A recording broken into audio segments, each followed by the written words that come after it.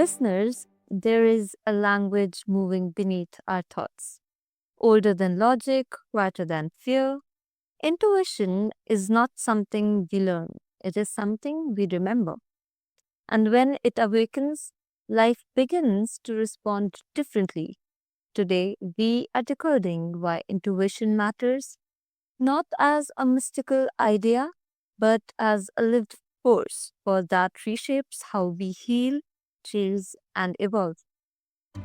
Welcome to Divine Decode, where we explore the deeper meanings behind our experiences and translate spiritual wisdom into embodied understanding.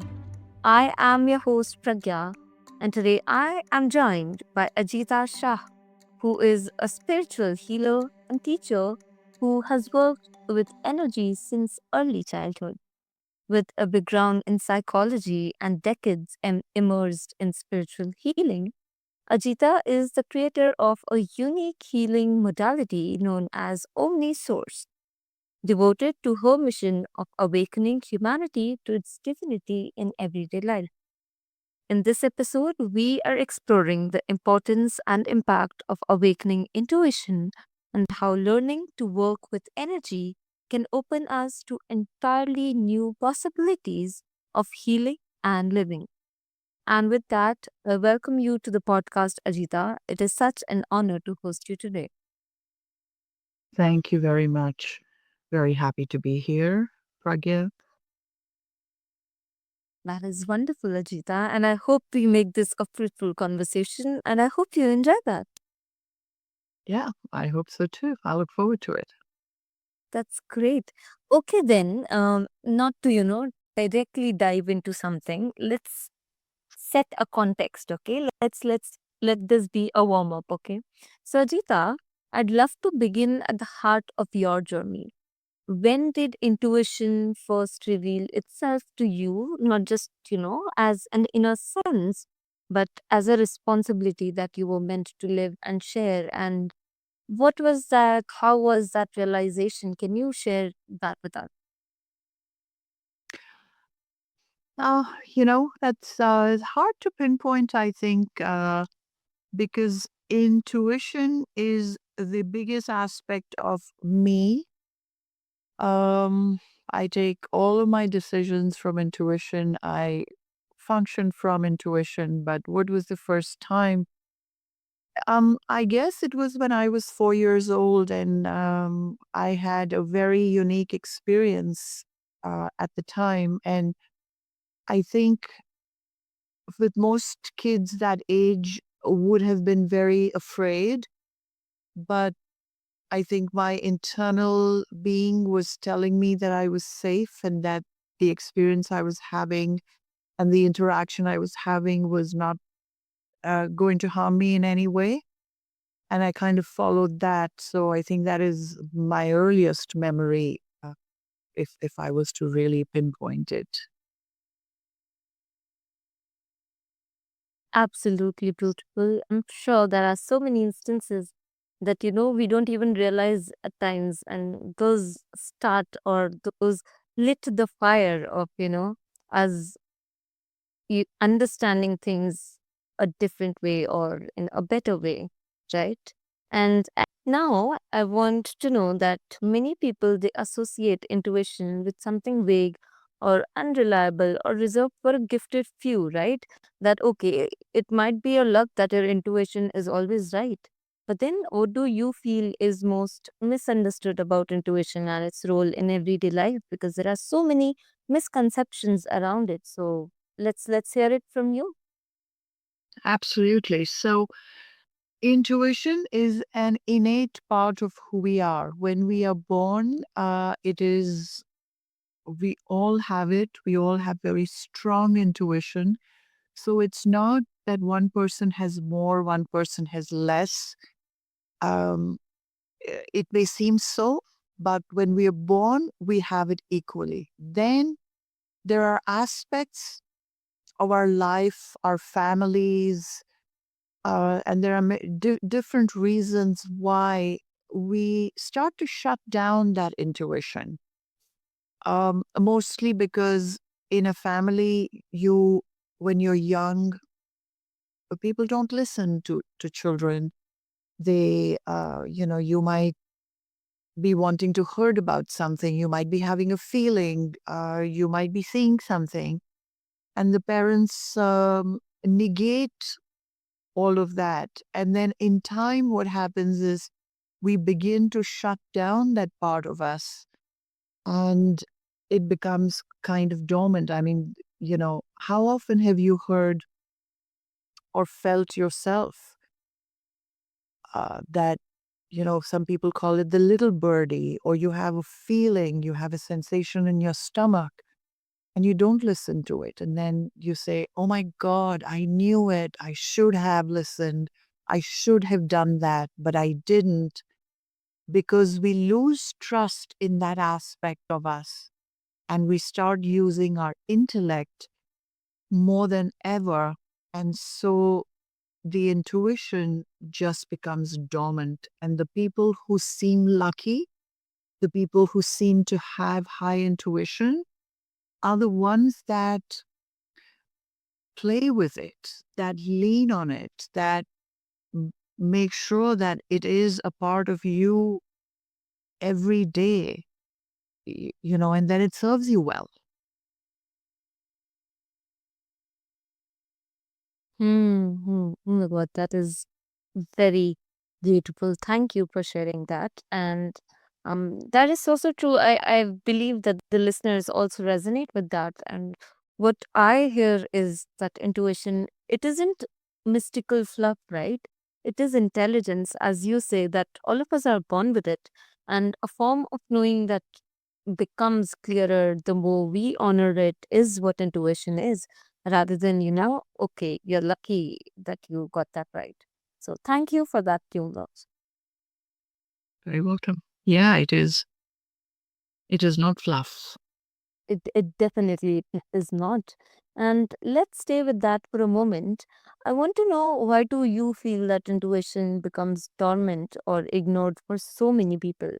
Like what patterns, whether karmic, emotional, or societal, block access to this inner guidance? Like what are these patterns which act as blocks and which hinder or infringe in the, intuition becoming the most trusted thing, basically? To me, I think the biggest reason for intuition not being hyperactive in an individual is dependent on society and family, and it plays a really big role. Um, you know, like I said, mostly we are not allowed to listen to it.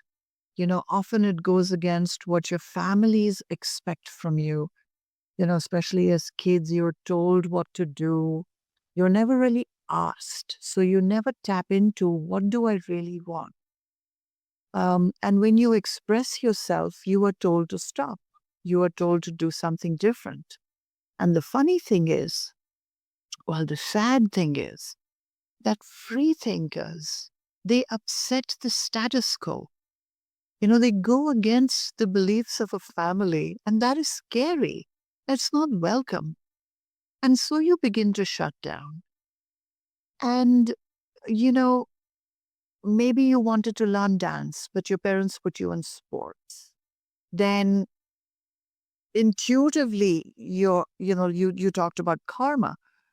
Maybe karmically, becoming a dancer or learning dance is a part of your soul journey. But then you were told to join sports.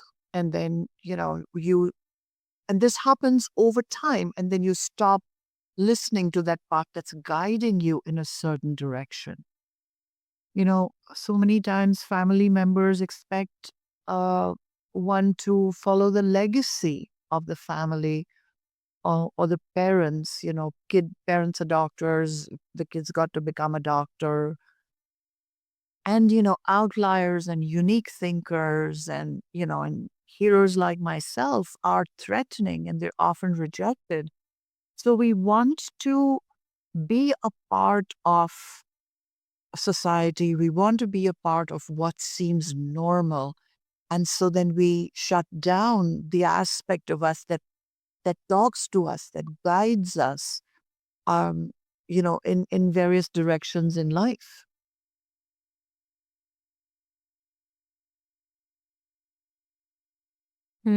Definitely. And there is something profound in that, when intuition it flows and life does not just improve, it recognizes or reorganizes around alignment. It recognizes what intuition is, and then all of the things they just fall at place.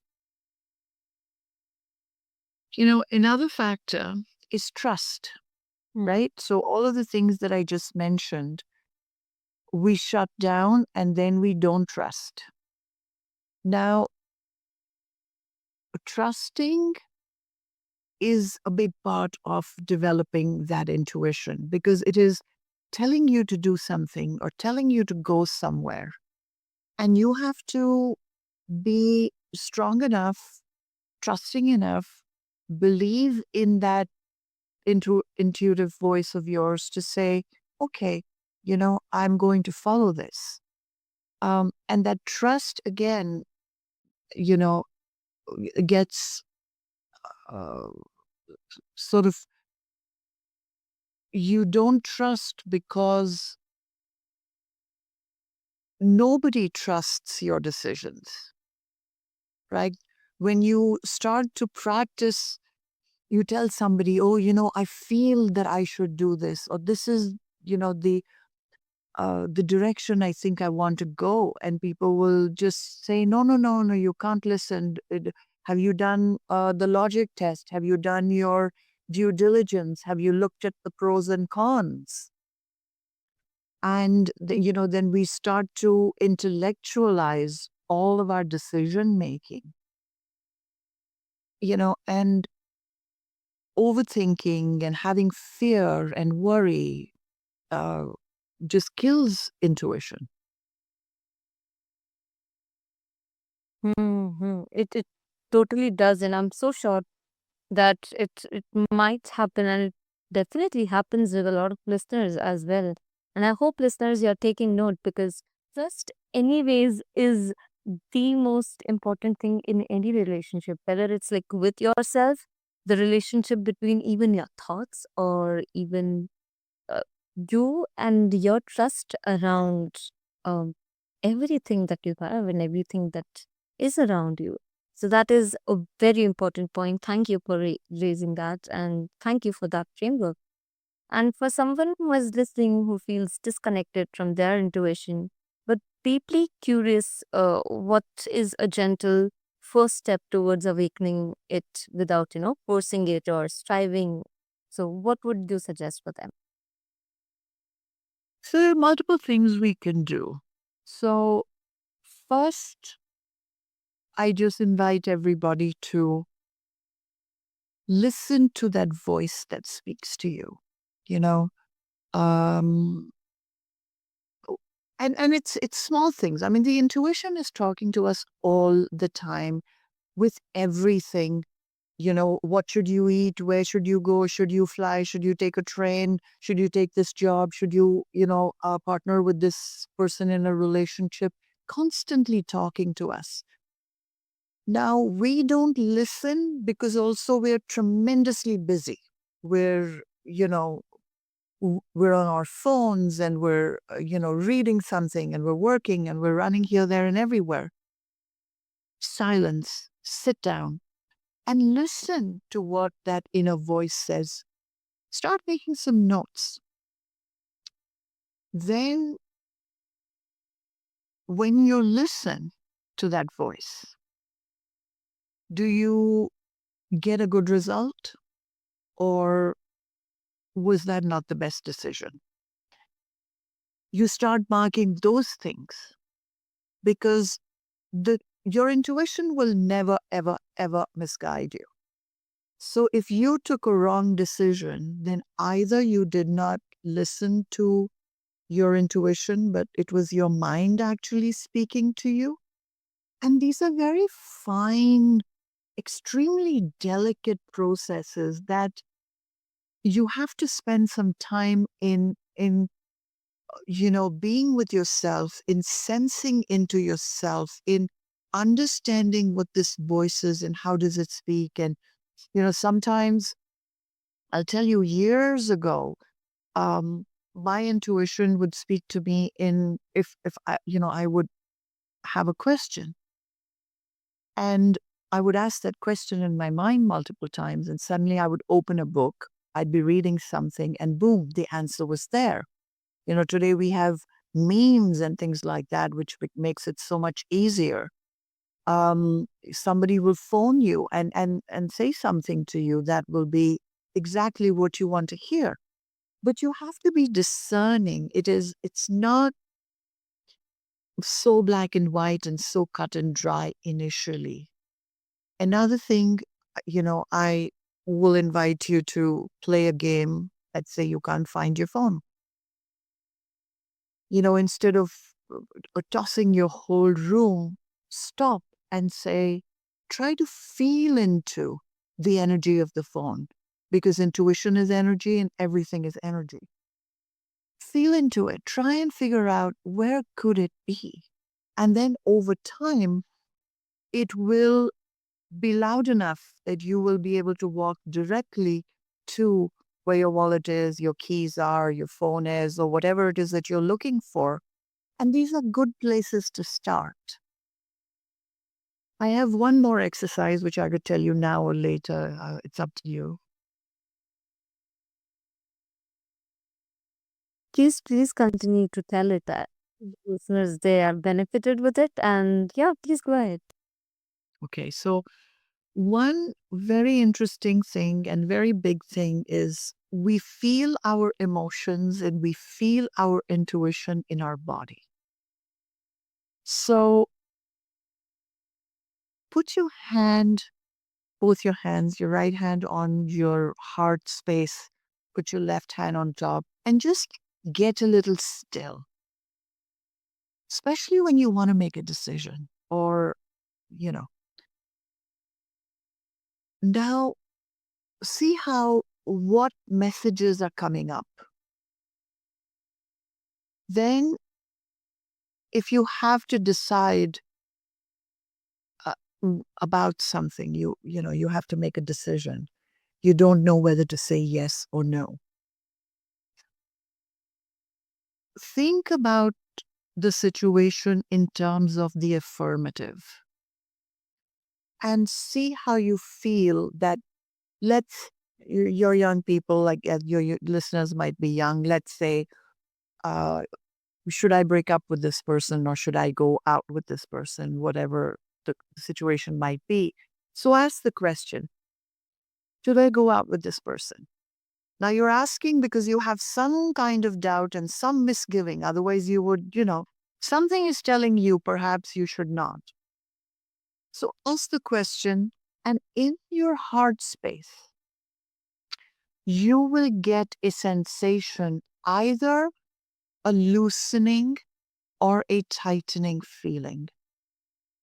If it is tightening, then your intuition is most likely saying, don't do it.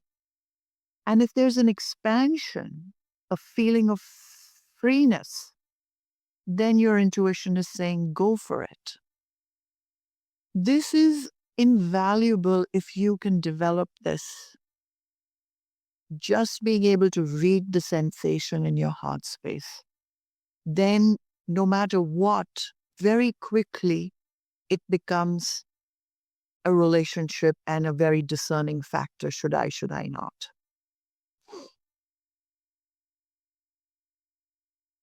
Both of these feel so doable, and I genuinely want listeners to take up all of these insights and wisdom that Ajita is sharing with us today, because I'm so sure both of these things they don't take much from you.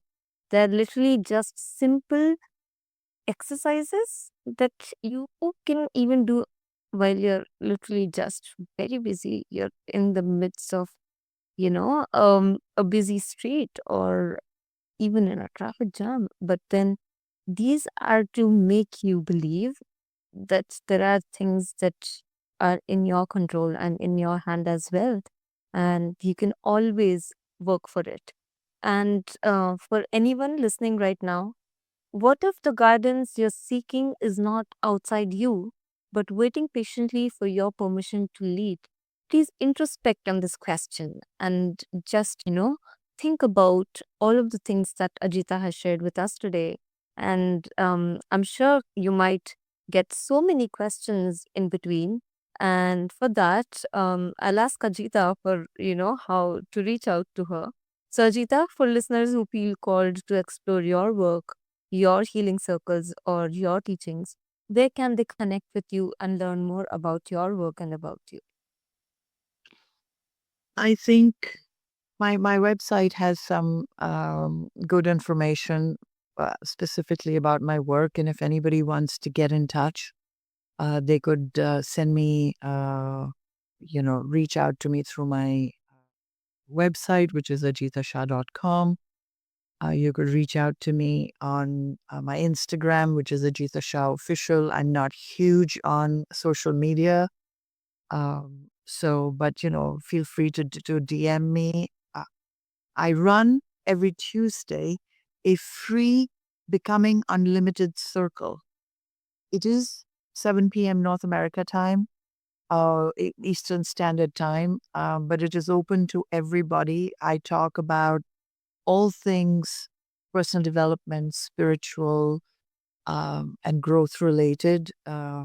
It is very popular. People love it. In fact, I have it today at 7.